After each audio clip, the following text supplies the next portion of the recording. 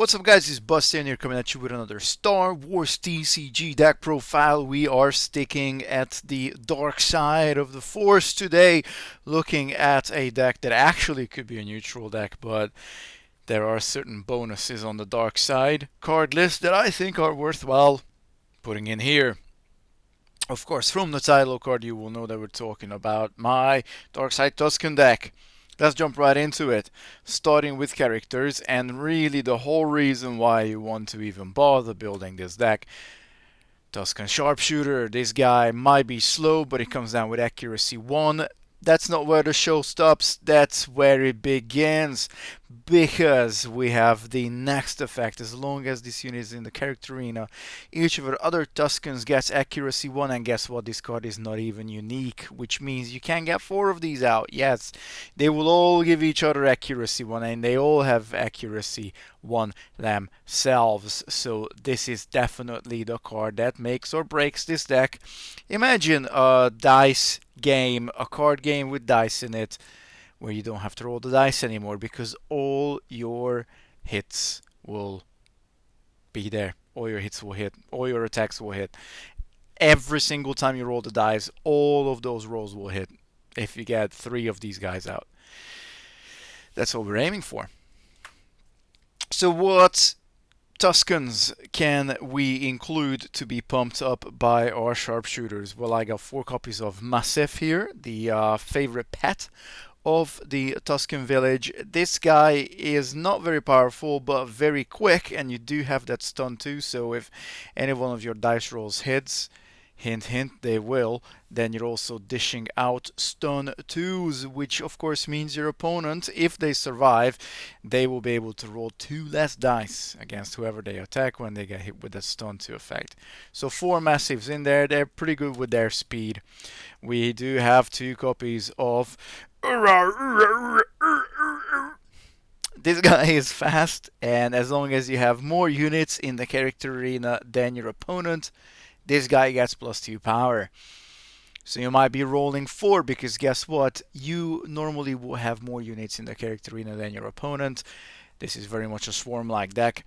Indeed, we will have many characters in the character arena. So more often than not, you will be rolling 4 dice with this guy.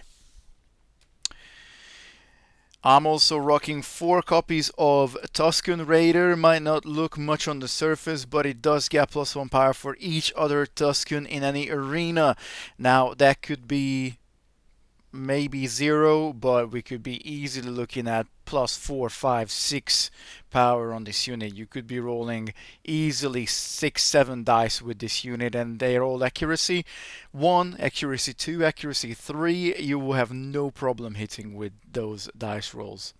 Yes, it is a little bit on the slow side, but that's one of the reasons why we are running dark side, because we want to be able to win ties. Moving on, these are kind of placeholders for now. I would like to get the Rick droids in here actually, or at least 2 of. The female Tusken Raider is good on healing. Remove 1 damage counter from each of your Tusken Raiders playing only during your build step. Indeed, the Tuskens do have the secondary thing where there are actually 2 pretty good healing cards. One of them are being the Tusken female Raiders, and the other one being the Tusken Camp. And this, of course, will be a nice little intro into the ground units, where we indeed do look at the other good healing card, which is the Tusken Camp. When the battle phase starts, if the unit is in the ground arena, remove 1 damage counter from each of your damaged Tuskens. Isn't that just fantastic? If you can keep your Tuskens alive, you can also keep healing them with the female Tusken Raider and the Tusken Camp. And what's cool about this, this is also a Tusken card, so it gets the accuracy from the sharpshooter. Absolutely amazing. Looking at the final few Tusken cards, and indeed I'm also going to show you guys exactly what power creep is. This came out in set 3. This came out in set... I would go with 7, 8. 8 or 9 actually. Tusken squad versus Tusken Raider squad. You may have noticed the image is also exactly the same. We have exactly the same stats, except that the later edition has 10 extra speed and the tap ability. Choose an untapped speeder, tap that speeder, play only when this unit would attack. But this is just a strictly better version of this because they are both ground units. They are both Tatooine Tusken warriors as well. And if nothing else, this unit is a 40 speed compared to that 30 speed. So these are placeholders. One day, I'm sure I will get 2 more copies of the Raider squad, and then I'm going to replace my 2 vanilla squad in here. But for all intents and purposes, they're all Tusken warrior units, so they all get the accuracy 1 of the sharpshooter. And that is exactly what we are trying to do in this deck. Now moving off from Tusken cards, but we're still sticking with the ground units, we do have the absolute lifeline card of the Tusken tribe, which are the domesticated banthas. As long as you have 1 or more Tuskens in any arena, this unit gets +2 power. I'm not gonna lie, this isn't the best card in the deck. Of course, it is probably worthwhile potentially looking at replacing it. But it is a 4 health unit nevertheless, and where this unit will be particularly important is that the fact that whilst it is not a Tusken unit, it is a Tatooine unit still.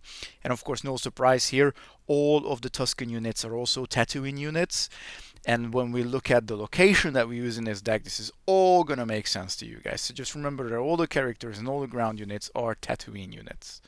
So, you know, for a 3-cost, getting a 4/4 is still definitely worthwhile the effort. Moving on to space.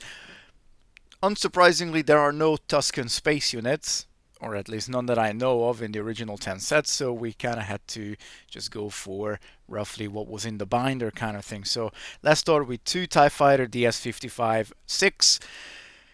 Good speed, critical hit 2, which of course is always good on units, and that's about it. You get a 2/2. It does what it says on the tin. It's just your, you know, regular TIE Fighter. I also have 2 droid starfighter wings in here because, well, I couldn't really think of anything else to put here. It's a decent enough unit, 4 cost, 40 speed, 4 power, 4 health, but this would be the first card to be replaced when I find something that's a little bit more exciting. I do have a copy of Outrider here because I love the ship.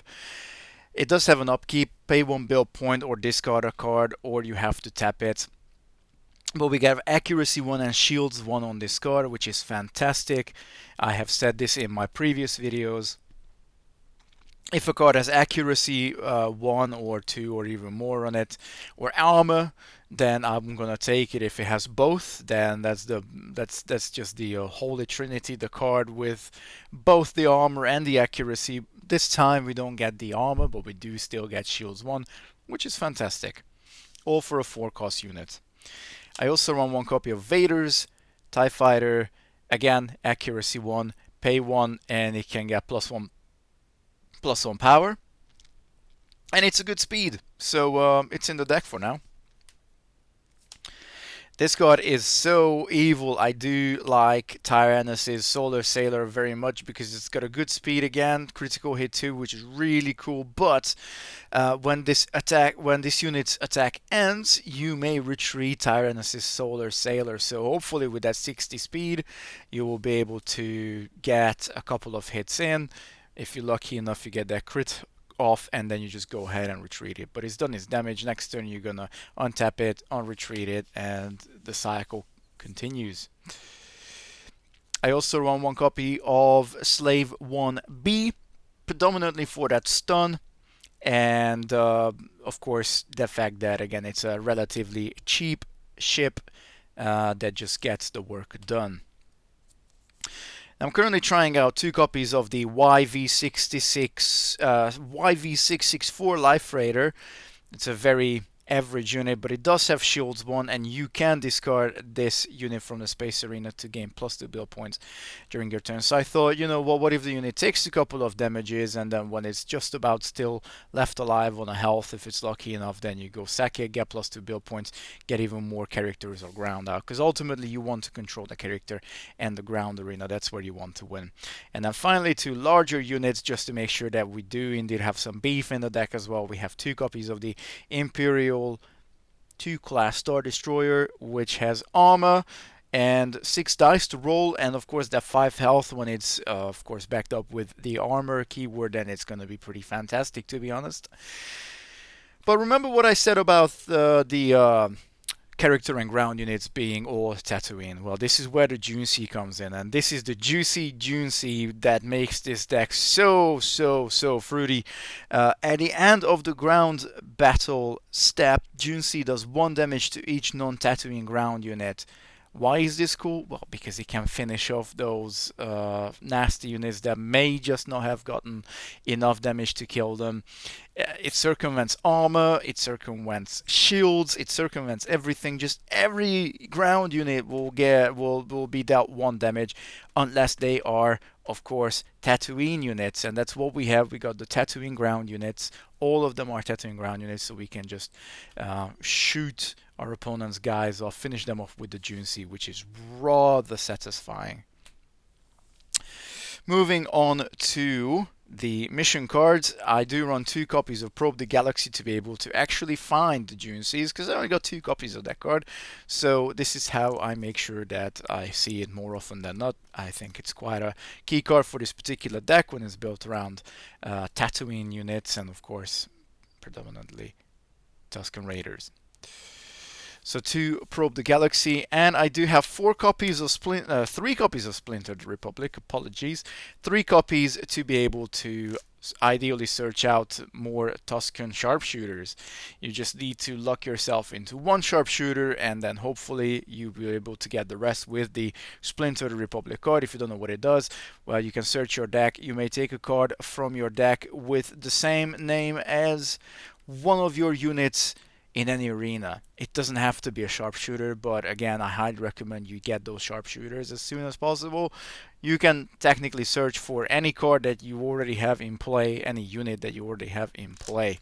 That's what Splinter Republic does. Fantastic card, by the way.